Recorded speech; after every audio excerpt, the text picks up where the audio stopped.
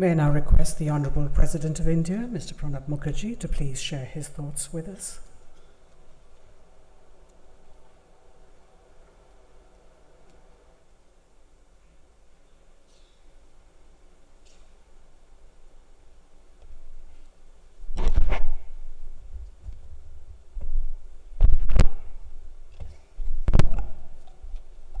Good evening, ladies and gentlemen. Shri Pawar, Minister of Agriculture and Food Processing Industries, Ms. Janta Borlaug, Chair, Borlaug Global Rust Initiative, Dr. Appman, Secretary, Department of Agricultural Research and DG, ICAR, Ashish Bahuguna, Secretary, Department of Agriculture and Cooperation, Dr.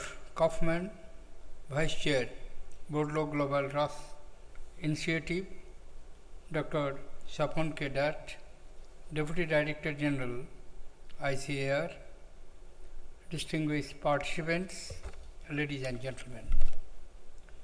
It's my pleasure to be here this evening to inaugurate the 5th technical workshop of the Borlaug Global Rust Initiative, an important international partnership of wheat scientists.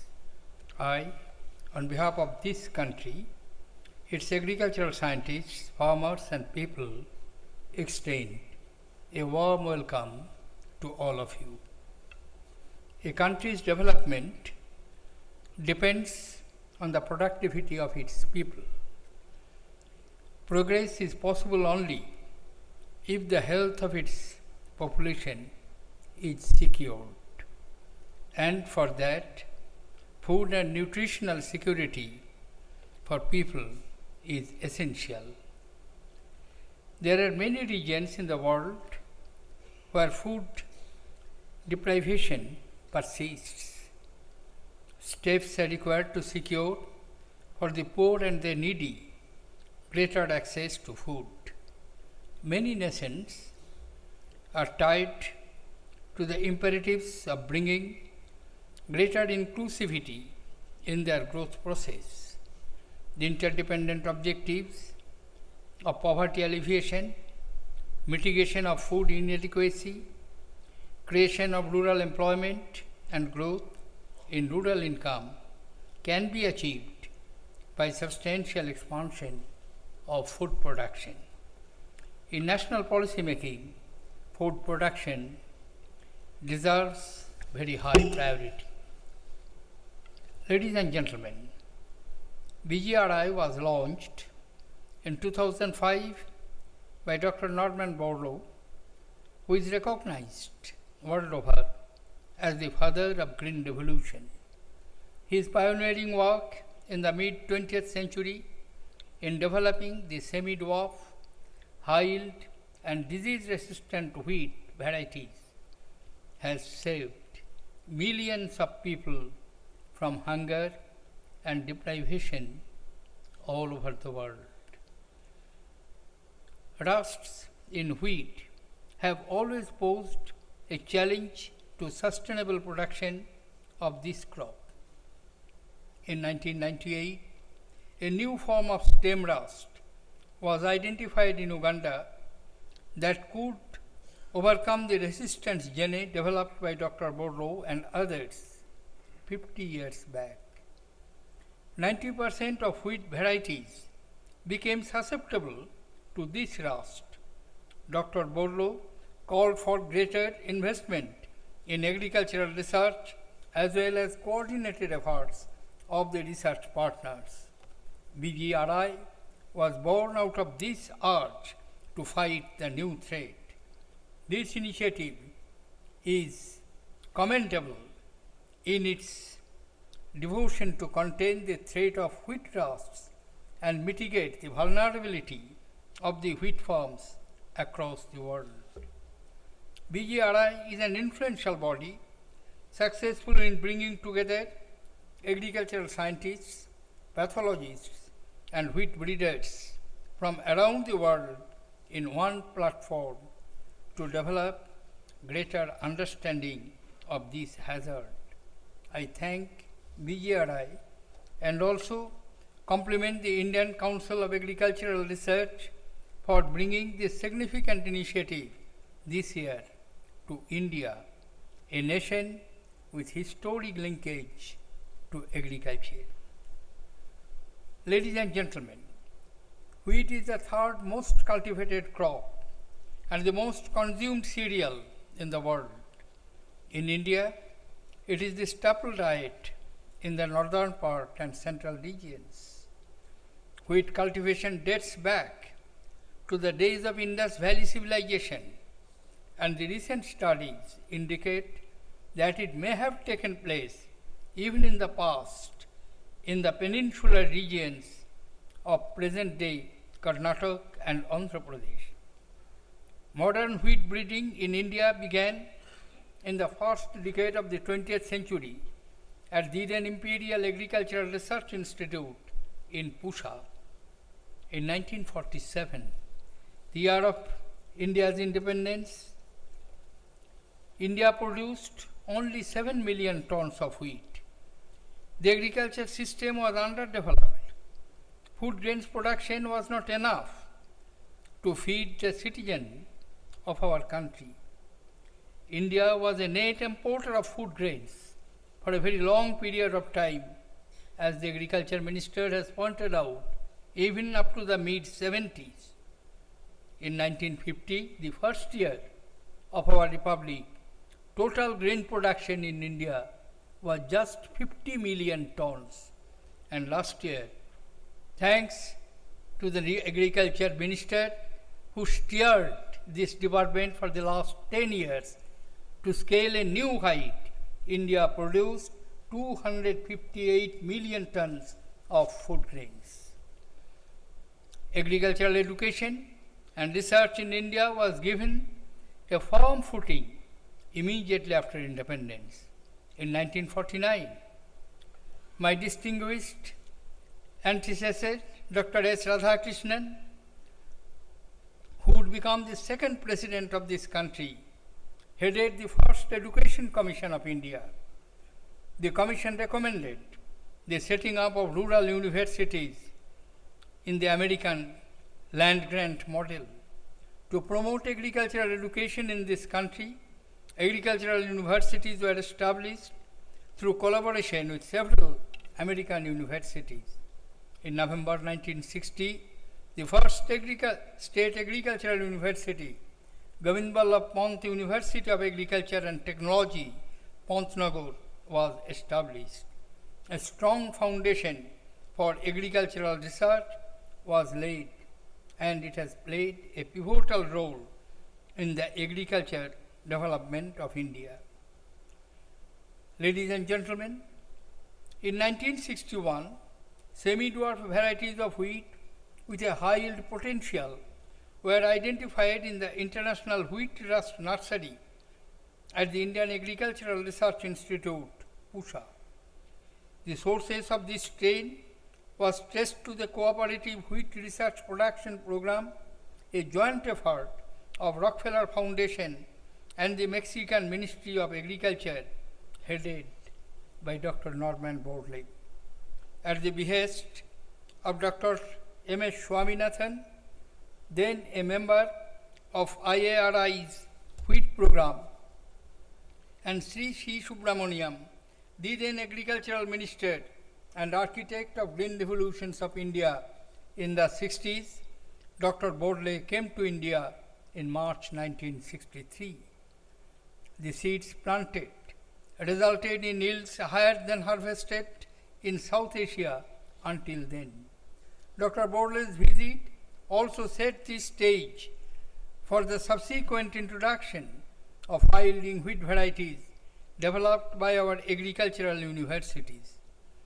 The untiring efforts of the scientists and researchers at the various institutes of ICAR, including the Directorate of Wheat Research and state agricultural universities, have provided farmers with new wheat varieties, technical know-how to increase the yield of their crop.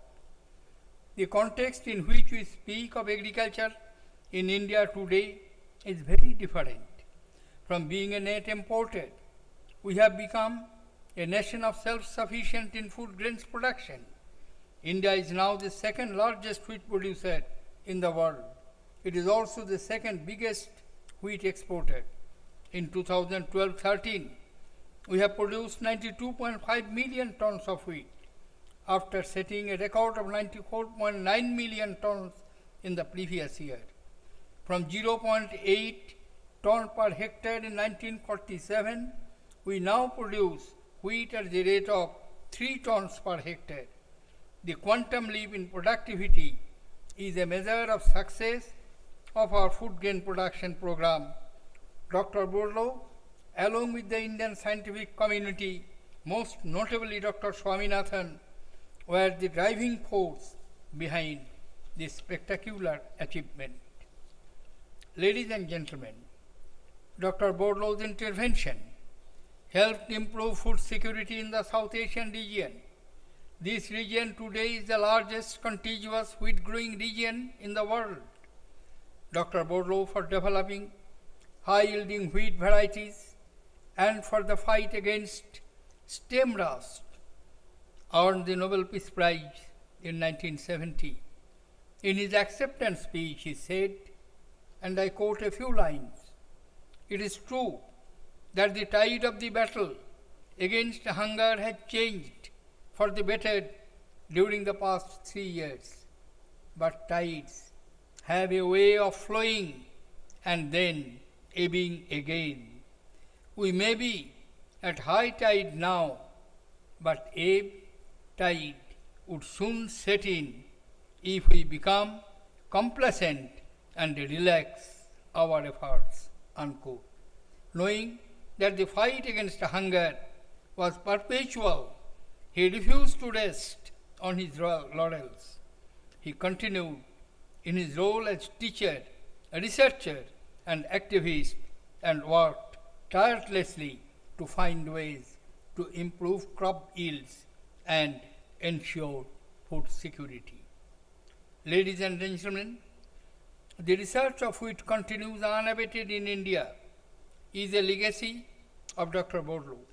Since 1965, 403 wheat varieties have been developed and released for commercial cultivation in the 6 wheat growing zones of the country.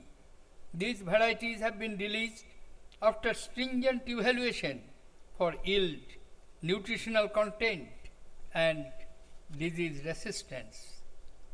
In our agricultural strategy, we have placed great emphasis on productivity-inducing measures such as adoption of high-yielding hybrid seeds, diversification of crops, improvement in seed replacement rate, and improvement in water management practices. Balanced use of fertilizer and pesticides should also be propagated amongst the farming community, as their disproportionate use could eventually lead to a decline in productivity. In many regions of the world, agriculture is still in the grip of weather. Prevention of crop failure calls for greater use of communication technology for weather forecasting and information technology for its effective dissemination to the farmers. To manage the risk of the crop failure due to natural calamities, pests and disease, mechanisms such as agricultural insurance must be strengthened. Ladies and gentlemen, I am happy to note that to mitigate the threat of wheat rust, the Directorate of Wheat Research and various states' agricultural universities and institutes in India work today closely with BGRI. The initiative, Durable Rust Resistance in Wheat project, is a collaborative effort by 22 research institutes around the world. Scientists in India and other countries in South Asia are working round the clock in a coordinated effort to monitor the spread of wheat rust and develop varieties that are resistant to this threat. Mitigation of hunger is a universal fight calling for the cooperation of all nations. Whenever there has been a challenge to food security in the world, the scientific community, with its boundless ingenuity, has been the forefront of human responses. I am confident that BGRI will be able to pool the efforts of all its partners' productivity and overcome the threat of wheat production caused by disease.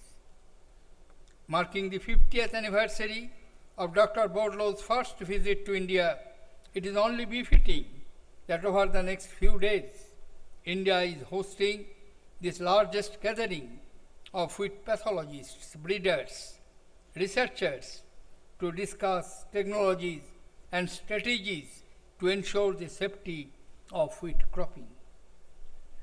Today, it is with great pride that I declare the commencement of the 5th International Technical Workshops of BGRI. I am confident of meaningful answers emanating from its deliberations. I wish BGRI and ICAR all success in conducting the workshop. Thank you, ladies and gentlemen. Jai Hind.